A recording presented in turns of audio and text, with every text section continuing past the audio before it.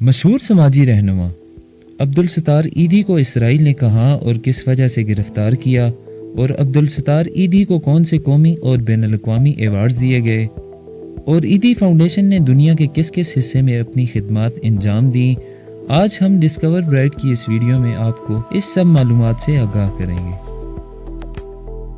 اگر آپ کو ہمارے چینل ڈسکور برائٹ کی ویڈیوز پسند آ رہی ہیں تو ہمارے چینل کو سبسکرائب کریں اور بیل آئیکن کو دبائیں۔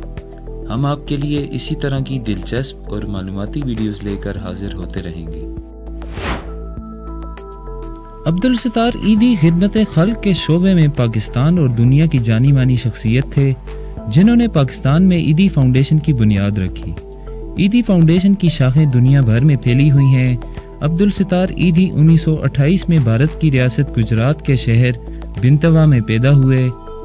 آپ کے والد کپڑے کے تاجر تھے جو متوسط طبقے سے تعلق رکھتے تھے۔ بچپن میں عبدالستار ایدھی کو جب ان کی والدہ اسکول جاتے وقت 2 پیسے دیتی تھیں تو وہ ان میں سے 1 پیسہ خرچ کر لیتے تھے اور 1 پیسہ کسی اور ضرورت مند کی ضرورت پوری کرنے میں لگا دیتے تھے۔ 1947 میں تقسیم ہند کے بعد ان کا خاندان بھارت سے ہجرت کر کے پاکستان آیا اور کراچی میں آباد ہوئے۔ 1951 میں آپ نے اپنی جمع پونجی سے ایک چھوٹی سی دکان خریدی اور اسی دکان میں آپ نے ایک ڈاکٹر کی مدد سے چھوٹی سی ڈسپینسری قائم کی، اور انہی ڈاکٹر نے آپ کو ابتدائی طبی امداد دینا سکھائی۔ آپ اسی ڈسپینسری کے سامنے بینچ پر سو لیتے تاکہ بوقت ضرورت فوری طور پر مدد کو پہنچ سکیں۔ 1947 میں کراچی میں بہت بڑے پیمانے پر فلو کی وبا پھیلی، جس پر ایدھی نے فوری طور پر رد عمل کیا۔ انہوں نے شہر کے نواح میں خیمے لگائے اور مفت علاج اور ادویات فراہم کی۔ مخیر حضرات نے ان کی دل کھول کر مدد کی اور ان کے کاموں کو دیکھتے ہوئے باقی پاکستان نے انہیں دل کھول کر عطیات دیے۔ اسی امدادی رقم سے انہوں نے وہ پوری عمارت خرید لی جہاں ڈسپینسری تھی، اور وہاں ایک زچگی کے لیے سینٹر اور نرسوں کی تربیت کے لیے اسکول کھولا، اور یہی ایدھی فاؤنڈیشن کا آغاز تھا۔ آنے والے سالوں میں ایدھی فاؤنڈیشن پاکستان کے باقی علاقوں تک پھیلتی گئی۔ فلو کی وبا کے بعد ایک کاروباری شخصیت نے ایدھی کو کافی بڑی رقم کی امداد دی، جس سے انہوں نے پہلی ایمبولینس خریدی جس کو وہ خود چلاتے تھے۔ آج ایدھی فاؤنڈیشن کے پاس 1800 سے زائد ایمبولینسز ہیں جو ملک کے طول و عرض میں پھیلی ہوئی ہیں۔ اسپتال اور ایمبولینس کی خدمات کے علاوہ ایدھی فاؤنڈیشن نے کلینک، زچگی گھر، پاگل خانے، معذوروں کے لیے گھر، بلڈ بینک، یتیم خانے، لاوارث بچوں کو گود لینے کے مراکز، پناہ گاہیں اور اسکول کھولے ہیں۔ اس کے علاوہ یہ فاؤنڈیشن نرسنگ اور گھرداری کے کورس بھی کرواتی ہے۔ ایدھی فاؤنڈیشن کی ایک خصوصیت یہ بھی ہے کہ ہر ایدھی مرکز کے باہر بچہ گاڑی کا اہتمام ہے تاکہ جو عورت بچے کی دیکھ بھال نہیں کر سکتی اپنے بچے کو یہاں چھوڑ کر جا سکتی ہے۔ اس بچے کو ایدھی فاؤنڈیشن اپنے یتیم خانے میں پناہ دیتی ہے اور اس کو مفت تعلیم دی جاتی ہے۔ آج پاکستان کے علاوہ اسلامی دنیا میں بھی ایدھی نے ایک غیر خود غرض اور محترم شخص کے طور پر شہرت پائی ہے۔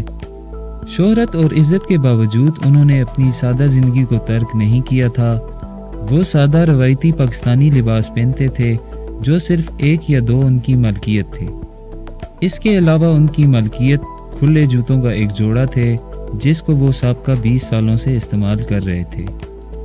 اور یہ بھی حقیقت ہے کہ ایدھی فاؤنڈیشن کا بجٹ 1.5 ارب سے زیادہ کا ہے، جس میں انہوں نے اپنی ذات پر 1 پیسہ بھی خرچ نہیں کیا۔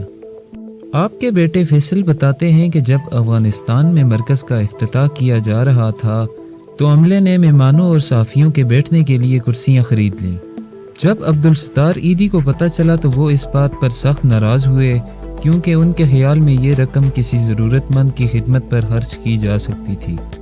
پاکستان کے علاوہ باقی دنیا میں بھی جب کبھی آفات آئیں تو ایدھی فاؤنڈیشن نے بڑھ چڑھ کر حصہ لیا اور امدادی کارروائیاں کی، جن میں افغانستان، عراق، لبنان، بوسنیا، سوڈان اور ایتھوپیا جیسے ملک شامل ہیں۔ اس فاؤنڈیشن نے سونامی سے متاثرہ انڈونیشیا میں بھی لوگوں کی مدد کی۔ انہوں نے 1976 میں فلسطینی علاقے صبرا اور شاتیلا کیمپ میں اسرائیل کی بمباری سے جب سینکڑوں فلسطینی شہید اور ہزاروں زخمی ہوئے تو اس کی اطلاع ملتے ہی وہ جنگ زدہ علاقے کی جانب روانہ ہو گئے۔ انہیں شام کے راستے لبنان جاتے ہوئے اسرائیلی فوجیوں نے گرفتار کر لیا، تاہم ایک اسرائیلی ڈاکٹر جنہوں نے ان کا نام سنا ہوا تھا اس کے کہنے پر انہیں جانے دیا۔ یہ عیدی فاؤنڈیشن کی پہلی بین الاقوامی امداد تھی۔ 25 جون 2013 کو عیدی کو گردے فیل ہونے کی وجہ سے اسپتال داخل کر دیا گیا، جس کے بعد یہ اعلان کیا گیا کہ وہ ساری زندگی ڈائلیسس پر رہیں گے جب تک انہیں گردے کا عطیہ نہ ملے۔ وہ 8 جولائی 2016 کو 88 سال کی عمر میں گردے فیل ہونے کی وجہ سے وفات پا گئے۔ آپ کی شخصیت کو قومی اور بین الاقوامی سطح پر ہمیشہ سراہا گیا۔ 1988 میں آپ کو سوویت یونین کی طرف سے لینن پیس ایوارڈ سے نوازا گیا۔ پھر آپ کو 1986 میں فلپین کی جانب سے ریمن میگساسے ایوارڈ سے نوازا گیا۔ 1989 میں حکومت پاکستان کی طرف سے ستارہ امتیاز سے نوازا گیا۔ IBA کراچی نے آپ کی خدمات کے اعتراف میں ڈاکٹریٹ کی اعزازی سند سے بھی آپ کو نوازا۔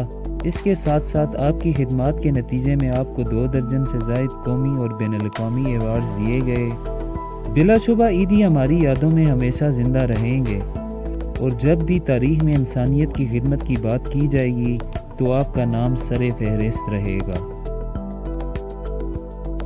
آپ کو ہماری یہ معلوماتی ویڈیوز دیکھ کر کیسا لگا؟ کامنٹ سیکشن میں اپنی قیمتی رائے کا اظہار ضرور کریں۔